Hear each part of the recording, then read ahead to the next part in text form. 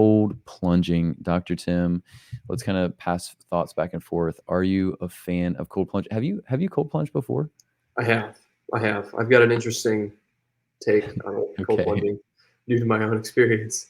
So I've had people that feel like they're going to pass out afterwards because their nervous Yeah. system is just so sympathetic dominant they can't Yeah. accommodate that extreme temperature change. Which Yeah. that's maybe don't do that if you're in that category. Probably not the best idea.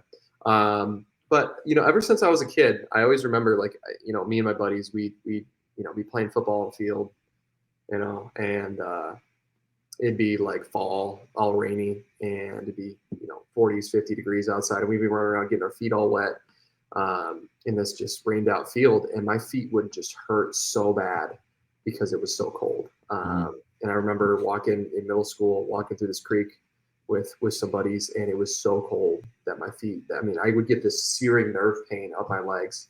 And so when I do cold plunge, as long as my feet are not in, I can do just fine.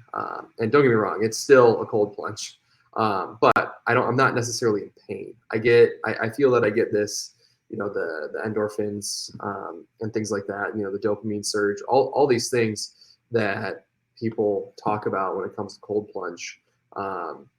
But yeah, I can't. For some reason, my feet don't handle cold well. Yeah. So that's my take on it. I mean, it's not really much of a take for the clinical application of it with people, but it's a great tool for recovery, regulation of the nervous system, boosting endorphins, um, all that stuff. So, Yeah. is it something that's going to fix your problems? No. Is it something that's going to be beneficial as a, say your maximum performance level could possibly be here? Can it help push you a little higher? Sure. Can it help motivate you? Can it help regulate things? Sure. Um, it's just like grounding. Is it something that is low risk, potential reward? Sure. It's not like it's like, hey, do this, $1 million surgery where we have to put all this metal in your body and yada yada.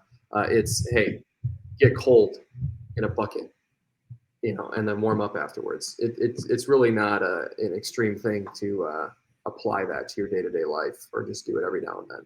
Yeah, I definitely don't recommend people start if they want to try it out. I definitely don't recommend they just start jumping into a cold plunge. I recommend they try taking cold showers first and basically just try to stay under that as cold of the water as you can make it for 2, 3 minutes kind of thing.